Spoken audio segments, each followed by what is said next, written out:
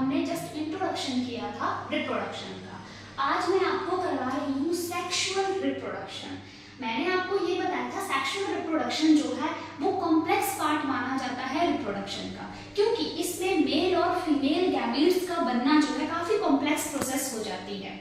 अगर हम मेल और फीमेल में देखें, मैंने आपको बताया था सेक्सुअल रिप्रोडक्शन का मतलब होता है जिसमें दो पेरेंट्स जो हैं वो इन्वॉल्व हो रहे हैं। One is male, the other one is female. जो मेल है उसमें मेल गैमीट्स बनेंगे, जो फीमेल है उसमें फीमेल गैमीट्स बनेंगे, and the number of chromosome will be half in gametes. इसीलिए मैंने यहाँ पे n लिखा हुआ है। जब गैमीट्स फॉर्मेशन हो जाएगा उसके बाद there is fusion of gametes. It is a very important process. Fusion of gametes जो है इसे हम कहते हैं फर्टिलाइजेशन। और फर्टिलाइजेशन जो है वो दो तरीकों से हो सकती है। It can be internal and external. Internal fertilisation का मतलब है when fertilisation occur in female body. अगर फीमेल बॉडी के अंदर फर्टिलाइजेशन हो रही है तो उसे हम इंटरनल फर्टिलाइजेशन कहेंगे। उसमें जब तक जो है एम्ब्रियो डेवलप हो रहा है तब तक वो फीमेल बॉडी के अंदर ही मोस्टली रहेगा।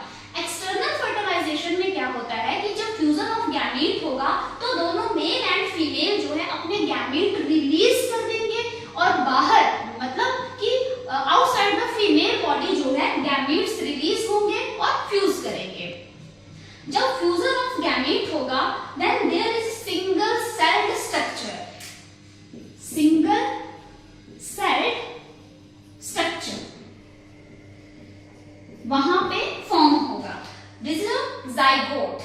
ठीक है, उसके बाद जाइगोट जो है वो डिवाइड करना शुरू करेगा, क्योंकि जाइगोट जो है वो सिंगल सेल स्ट्रक्चर है। तो सिंगल सेल के बाद एक सेल, एक से दो सेल, दो से चार सेल, ऐसे डिवाइड करता हुआ वो एम्ब्रियो फॉर्मेशन होगी वहां पे। जब एम्ब्रियो फुली डेवलप हो जाएगा it is now called fetus. और फीटस जब फुली डेवलप हो जाएगा तो वो इंटरनल फर्टिलाइजेशन के केसेस में वो मदर की बॉडी से बाहर आएगा, जिसे हम पार्चुरेशन कहते हैं। डिलीवरी ऑफ द बेबी जो है उसे पार्चुरेशन कहेंगे। देन कुछ टाइम तक हमारा लैक्टेशन पीरियड चलेगा, क्योंकि मदर का मिल्क जो है वो बेबी के लिए बहुत ही ज्यादा बेनिफिशियल होता है। उसके बाद उसकी ग्रोथ एंड डेवलपमेंट है। अब हमने ये पूरा प्रोसेस पढ़ लिया, लेकिन मैं आपको साथ में मेल और फीमेल रिप्रोडक्टिव पार्ट्स के बारे में बताना चाहूंगी। जैसे अगर हम मेल रिप्रोडक्टिव पार्ट में देखें तो first and most important part जो है वो टेस्टिस है, because in testis there is formation of male gamete, means जहां पे स्पर्म फॉर्मेशन जो है वो हो रहा है। The second part is vas deferens. Vas deferens जो है वो जस्ट स्पर्म को कंडक्ट करेगी टेस्टिस से अगले पार्ट तक। And the next part is urethra.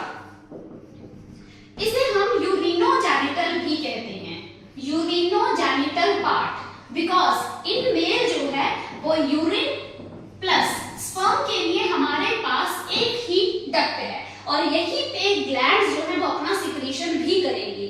It means कि जो स्पर्म है वो सिंगली कभी भी रिलीज नहीं होंगे, उनके साथ यूरिन प्लस जो ग्लैंड्स हैं उनका सिक्रीशन जो है वो साथ में आएगा। द लास्ट पार्ट इज पैंस, जो स्पर्म ट्रांसपोर्ट में हेल्प करेगा। इसी तरह से हम फीमेल के पार्ट अगर देखें, द मोस्ट इंपॉर्टेंट पार्ट जो है जहां पे गैमीट फॉर्मेशन हो रही है वो ओवरी है। गैमीट मतलब जहां पे एग जो है वो डेवलप हो रहा है। उसके बाद आ जाता है फैलोपियन ट्यूब। फैलोपियन ट्यूब और इसे हम ओविडक्ट भी कहते हैं। दोनों नाम है इसलिए कंफ्यूज नहीं होना है। फैलोपियन ट्यूब जो है it is a site of fertilisation. मैंने आपको बताया fertilisation means fusion of gamete हो रहा है, वो हमारा होता है फैलोपियन ट्यूब में। The next part is uterus. Uterus में बेबी जो है वो डेवलप हो रहा है इम्प्लांट होने के बाद। And the last part is vagina, जिसे हम बर्थ कैनाल भी कहते हैं, क्योंकि बेबी का बर्थ जो है वो वेजाइना के थ्रू जो है वही होता है। ठीक है।